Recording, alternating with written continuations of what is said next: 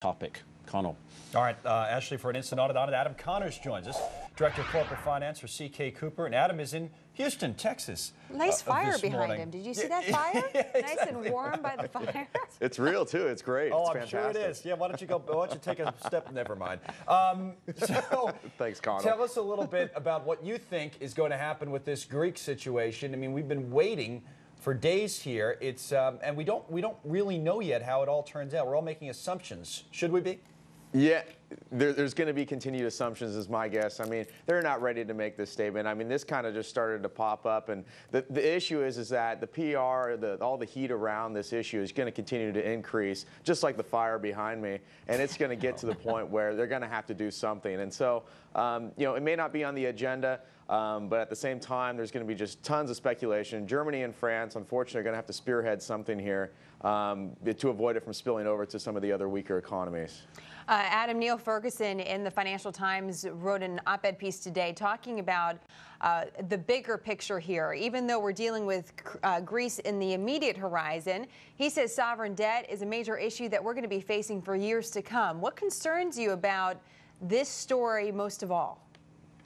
Well, if you think about it, Jen, I mean, Greece is like a stress test, just like one of our banks that's having an issue. I mean, they all have very similar structures and everything. And so what you can see is a lot of similar things that could very well spill over. So we do fix Greece, say we do avert some issues with Spain. There's still Portugal, there's still Italy. And so what we're doing is we're going to have to rewrite policy here. And so that's what we're going to see. Obviously, France and Germany, they would like to see the jettison potentially of some other the weaker countries to enhance and prop up the value of the euro. But obviously, you can't really do that with a union. And so they're going to have to rewrite some of the policy right here. Yeah, well, we'll talk about that more throughout the morning once we get some more details of what they are planning, if we get them. Adam, you'll be back later on in the hour from your cozy setting there in Houston, Texas. Thanks for joining us this morning. Might as well get some marshmallows out, right? A little some more action in the morning. The latest estimate puts the loss at $90 billion. The administration hopes to make that back with a fee on banks that we've been talking about recently. In the meantime, a new report on TARP out this morning says the government needs to keep its eye on commercial real estate. The Congressional Oversight Panel saying there could be a, quote, second wave of problems. Over the next 5 years, about $1.4 trillion of commercial real estate loans will come due, and the panel says the risk on the horizon could undo potentially what TARP has accomplished. Elizabeth Warren, the chair of that panel, will be on Fox Business Today, 2 p.m. Eastern Time. Now we're going to talk about it right now with Adam Connors, our guest at CK Cooper. He's in Houston, Texas this morning. Adam, the concern here in terms of commercial real estate appears to be centered around smaller banks as opposed to the 19 large banks that were stress tested. Should we have stress tested some of these other banks as well to really know what's going on? Absolutely. I mean, this is, as a BTW from Business Week, or I guess a BTW BW. Well, right. The quote is between, 2010 and 2012, 1.4 trillion commercial real estate loans will reach the end of the terms, and nearly half are underwater. And it's my understanding that of those half, it's about 2,100 of those the small and mid-sized banks are the ones that are holding that paper. And if we can understand those options, it's the equivalent of the option arm. Just the fact is, it's not the interest rate that gets hiked up; it's the fact they're actually at the end of the loan. And so what you have to do is refinance. Well, if there's not an active market to be able to refinance that, that's a really big issue. And so what's going to happen, unfortunately, I believe, is that the government is going to have to step in again and provide some type of subsidy in order to get these papers traded again. Adam, at the same time, we have more news on the residential market this morning. According to Realty Track, you have less foreclosure notices going out in January than December, but it's still more foreclosure notices than last year at the same time. So while we're looking or keeping an eye on commercial real estate, this issue with residential real estate is not over yet. And that's part of what TARP was dealing with as well, mortgage-backed securities for the residential market. So what do you think needs to take priority? Because this problem with the residential side is still not over yet. You're absolutely right, and quite frankly, Jen, I mean, it's hard to understand what's going to take priority on this because they're both very big issues. I mean, we have a very weakened financial system right now, and to have the idea of this is coming up on the heels, obviously in this year is when these terms are starting to come up, and so it's something that's been ignored for a long time, and everyone's been saying, is commercial real estate the next shoe to drop? Well, absolutely it is, and it's going to have to be addressed as a top priority here as soon as possible.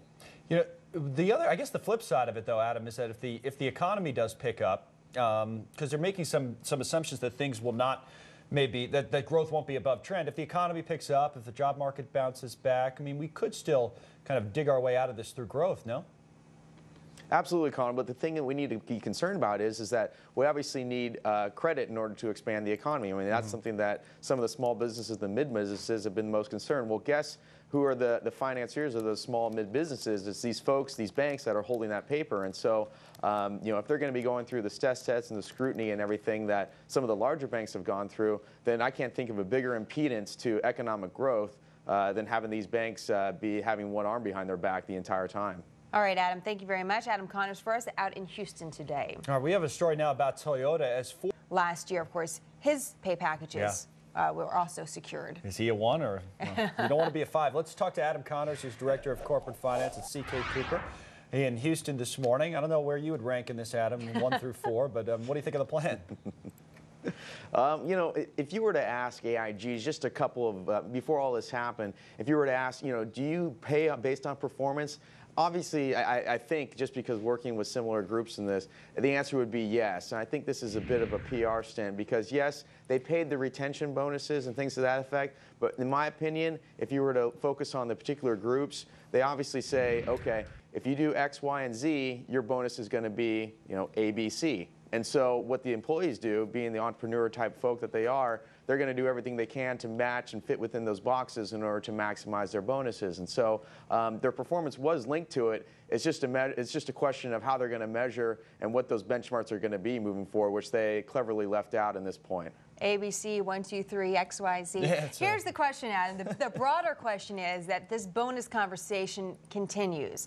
And it sounds like a road trip, but are we there yet? Are we there yet really as an industry to say, okay, we finally have a way to look at bonuses and compensation in an appropriate way that regulators as well as the public as well as the companies can accept?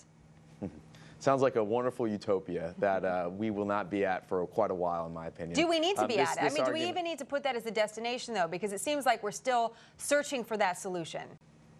You're right, Jenna, and a lot of folks, especially the folks that are in my industry particularly, say that is nothing that's something that we'll never get to, and it's something we shouldn't get to. I mean, especially based on the spirit of capitalism and what we focus on as a nation and what we've built upon. What you do and what you figure out is what you're rewarded on, and so that's how our folks on our side of the street look at it, and it's just a matter of the PR's opinion and other types of ways of looking at the equation. Right, and one of the things that somebody wrote this the other day, but there's still the split in a lot of people's minds between quote-unquote Main Street and quote-unquote Wall Street, and this idea that the Wall Street banks have gotten bailed out and there's not been enough done for people on Main Street and all that type of thing. So as long as that still exists, either in reality or in perception, and the two are kind of linked in a lot of ways. As long as that still exists, we're still going to have this issue, won't we? I mean, one way to get rid of it would be just to make sure the banks start lending again, and then Main Street feels the recovery. Then maybe people wouldn't be so worked up about bonuses. Sure. I mean, we've tried about half a dozen different ways to try and get the banks lending again. But the issue is that they're still being resilient on the ways that they're approaching things. And so there's still going to be a public outcry, and they're still going to be under the microscope, especially the folks that have significant taxpayers' dollars on their balance sheet still. So it's going to be an area of focus for some time to come. However, in my opinion, it's going to be very hard to come to an overall consensus that's going to make everybody happy. All right, Connell, what do you think? 1, 2, 3, 4, 2, maybe 2. What? It's 4 o'clock out there in Houston, so maybe a 1. We'll give 'em a 1. Adam, thank you very much. We'll be talking to Adam for the next hour. For the next hour on FoxBusiness.com. That's right, on our web show coming up. All right.